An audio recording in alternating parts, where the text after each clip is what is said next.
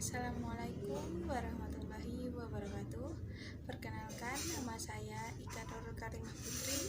Saya mahasiswa dari Universitas Islam Negeri Syed Rahmatullah Tulungagung dengan NIM 1262072120088. Saya mahasiswa dari jurusan Tarbiyah di kelas MPI 2B bernomor absen 32. Di sini saya akan membuat video pembelajaran sesuai dengan nomor absen saya yakni 32 dan menggunakan tema nomor 6 tentang epistemologi manajemen pendidikan guna untuk memenuhi tugas UTS dari mata kuliah saya yakni mata kuliah Filsafat Manajemen Pendidikan yang dibimbing oleh dosen saya Ibu Dr. Binti Muamalah SAG MPD. Topik-topik yang akan kita bahas dalam video pembelajaran kali ini adalah yang pertama, pengertian epistemologi, yang kedua, tentang objek dan tujuan epistemologi, yang ketiga, tentang epistemologi manajemen pendidikan Islam, dan yang terakhir adalah tentang pendekatan epistemologi dalam manajemen pendidikan Islam. Baik, mari kita bahas untuk pembahasan pertama. Pembahasan pertama adalah tentang pengertian epistemologi. Secara etimologi, epistemologi berasal dari bahasa Yunani, yakni epistem dan logos. Epistem artinya pengetahuan dan logos adalah lazim. Logos lazim dipakai untuk menunjukkan adanya pengetahuan sistematis. Epistem awalnya berasal dari kata kerja epistamai yang artinya mendudukkan, menempatkan, atau meletakkan. Secara harfiah, epistem merupakan pengetahuan sebagai upaya intelektual untuk menempatkan sesuatu dalam kedudukan setepatnya. Jadi, epistemologi dapat diartikan sebagai pengetahuan mengenai pengetahuan. Epistemologi merupakan cabang filsafat yang berusaha memberikan definisi ilmu pengetahuan.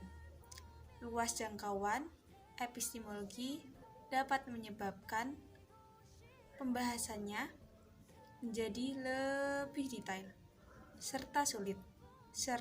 Secara umum, epistemologi adalah suatu disiplin ilmu yang membicarakan dan menyelidiki sumber, kaidah, proses, dan batasan suatu ilmu ataupun pengetahuan sehingga membawa kepada pemahaman terhadap kebenaran yang hakiki.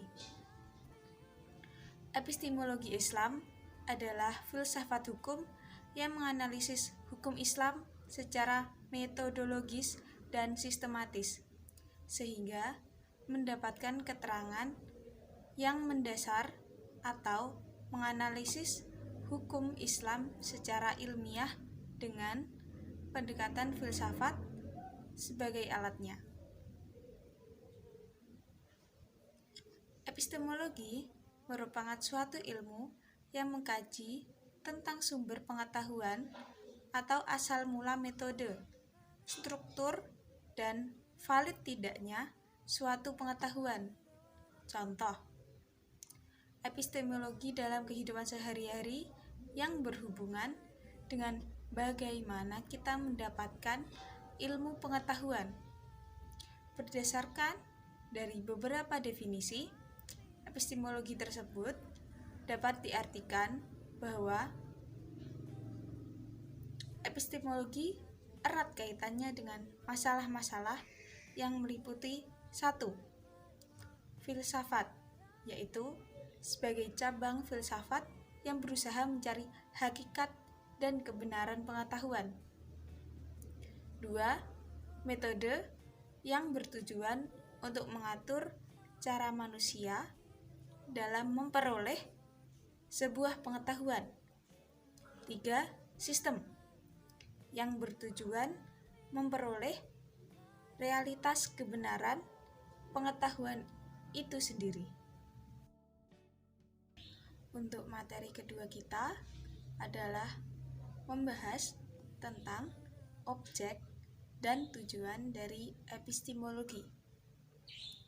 Dalam kehidupan sehari-hari, tidak jarang pemahaman tentang objek disamakan dengan tujuan. Padahal, jika dicermati lebih mendalam lagi, objek dan tujuan adalah dua hal yang berbeda. Objek itu sama dengan sasaran, sedangkan tujuan sama dengan harapan. Meskipun berbeda, objek dan tujuan memiliki hubungan yang berkesinambungan. Sebab objek yang telah mengantarkan tercapainya tujuan. Menurut Jujun S. Surya Sumatri, objek epistemologi itu berupa segenap proses yang terlihat dalam usaha kita untuk memperoleh pengetahuan. Proses untuk memperoleh pengetahuan inilah yang menjadi sasaran teori pengetahuan, serta sekaligus berfungsi mengantarkan tercapainya tujuan. Sasaran itu merupakan suatu tahap yang harus dilalui dalam mewujudkan tujuan. Tanpa suatu sasaran, tujuan tidak akan bisa terrealisir. Begitu juga sebaliknya, tanpa suatu tujuan, maka sasaran tidak akan bisa terarah. Objek kajian epistemologi merupakan persoalan epistemologi yang juga berpusat pada apakah yang ada dalam problem asal pengetahuan atau origin, meliputi apakah sumber-sumber pengetahuan, dari mana pengetahuan yang benar, dan dengan cara apa kita dapat mengetahui.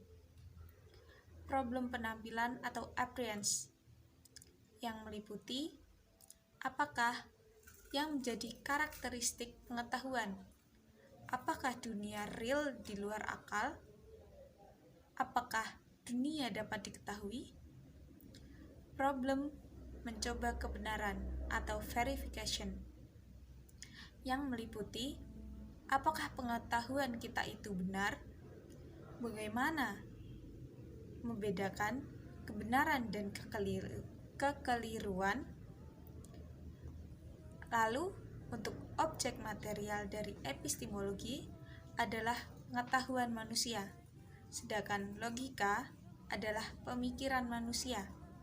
Secara umum, objek studi keduanya adalah manusia, sebagaimana ilmu-ilmu lain seperti antropologi, psikologi, sosiologi, ekonomi, dan pedagogi, yaitu manusia sebagai objek studinya.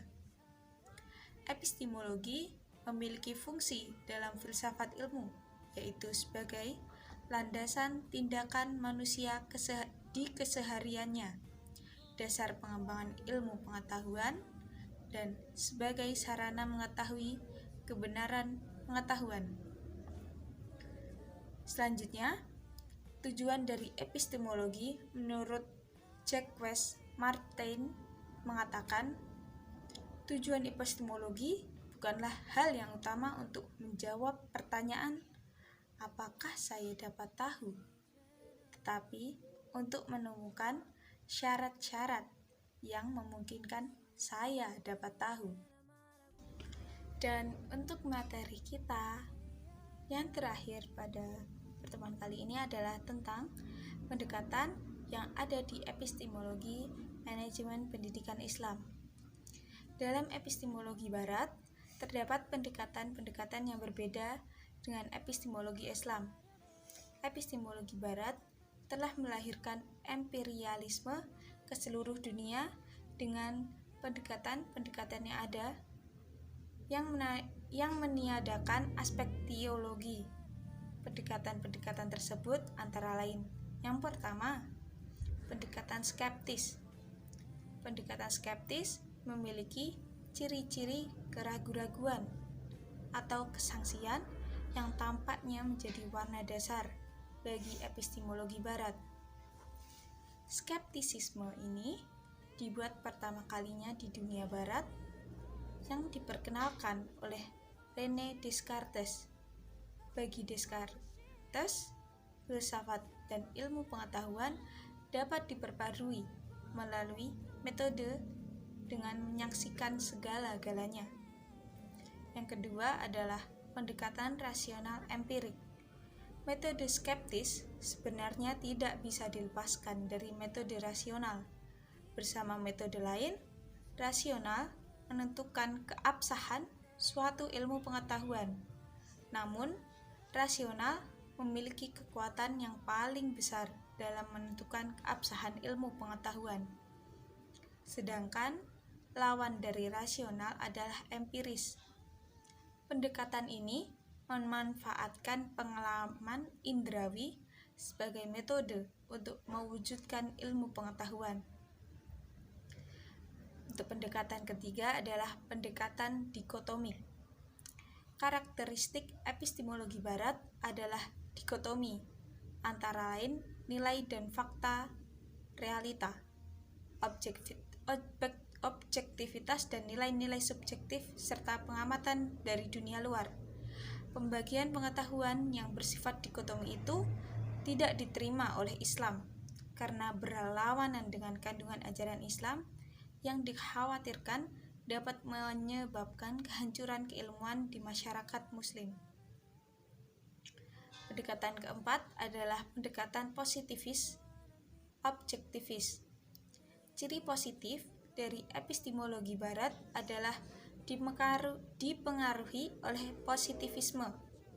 Positivisme telah memainkan peranan penting dalam mewarnai corak pengetahuan yang berkembang sekarang. Pendekatan yang dekat dengan positif tersebut adalah objektif. Yang dimaksud pendekatan objektivis adalah pendekatan yang memandang pengetahuan manusia sebagai suatu sistem pernyataan atau teori yang dihadapkan pada diskusi kritis, ujian intersubjektif atau kritik timbal balik. Pendekatan yang kelima adalah pendekatan anti-metafisika. Epistemologi modern yang diawali oleh Descartes telah menunjukkan atau mengarah kepada antroposentrisme. Kecenderungan filsafat pada zaman ini adalah dalam bidang epistemologi, sehingga kurang begitu memperhatikan mengenai aksiologi dan ontologi. Bahkan, positivisme menolak cabang filsafat metafisika. Pendekatan epistemologi dapat memperkuat bangunan nilai-nilai manajemen pendidikan Islam dan memberikan pemahaman integral dan komprehensif. Terdapat juga beberapa model pendekatan epistemologi dalam manajemen pendidikan Islam. Antara lain, yang pertama adalah model konservatif, yaitu sumber pengetahuan yang diperoleh melalui wahyu. Yang kedua, model radikal kritis, yaitu sumber pengetahuan yang didapatkan melalui nalar atau akal logis. Untuk model yang ketiga adalah model dialektis, yaitu mengkombinasikan wahyu dan nalar untuk mendapatkan sumber pengetahuan. Model yang keempat adalah model mistis, yaitu mendasarkan pengetahuan pada pengalaman intuitif individual. Dari materi-materi yang telah saya sampaikan sebelumnya, dapat disimpulkan untuk materi pertama dapat saya simpulkan, yakni dari pengertian epistemologi. Epistemologi adalah salah satu cabang ilmu filsafat yang ilmunya mengkaji tentang sumber pengetahuan atau asal mula, metode, struktur, dan valid tidaknya suatu pengetahuan. Epistemologi merupakan cabang filsafat yang berusaha memberikan definisi ilmu pengetahuan. Contoh epistemologi dalam kehidupan sehari-hari yang berhubungan dengan bagaimana kita mendapatkan ilmu, pengetahuan. Untuk materi kedua dapat saya simpulkan, objek dan tujuan adalah dua hal yang berbeda. Objek itu sama dengan sasaran, sedangkan tujuan sama dengan harapan. Meskipun berbeda, objek dan tujuan memiliki hubungan yang berkesinambungan, sebab objek yang telah mengantarkan tercapainya tujuan. Objek kajian epistemologi meliputi origin, appearance, verification. Tujuan kajian epistemologi adalah untuk mengetahui sesuatu gejala atau apapun berdasarkan asal-usul, hakikat, dan batasan ilmu manusia. Dari materi ketiga dapat saya simpulkan, epistemologi diperlukan dalam manajemen pendidikan Islam atau pakar ilmu pendidikan demi mengembangkan ilmunya secara produktif dan bertanggung jawab. Epistemologi dalam manajemen pendidikan Islam menyediakan ruang untuk memperdebatkan persoalan-persoalan filosofis yang tidak dapat dijawab. Epistemologi dalam manajemen pendidikan Islam ini meliputi nilai-nilai spiritual dan etika religius, serta nilai-nilai kemanusiaan sejati atau hati nurani, dan berupa kekuatan spiritual. Untuk materi terakhir yang saya sampaikan tadi, saya dapat menyimpulkan bahwa epistemologi Barat terdapat pendekatan yang berbeda dengan epistemologi Islam. Pendekatan tersebut yaitu pendekatan skeptis, pendekatan rasional empirik, pendekatan dikotomik, pendekatan positivis objektivis, dan pendekatan anti metafisika. Pendekatan epistemologi dapat memperkuat bangunan nilai-nilai manajemen pendidikan Islam dan memberikan pemahaman integral dan komprehensif. Sekian materi dan kesimpulan yang dapat saya sampaikan. Saya Ika Nurul Karimah Putri. Jika ada kurang lebihnya, memohon maaf ya sebesar-besarnya. Kritik dan saran dari kalian semua dibutuhkan dalam video saya. Silahkan mencantumkan kritik dan saran Anda dalam kolom komentar yang ada di bawah ini. Sekian, terima kasih.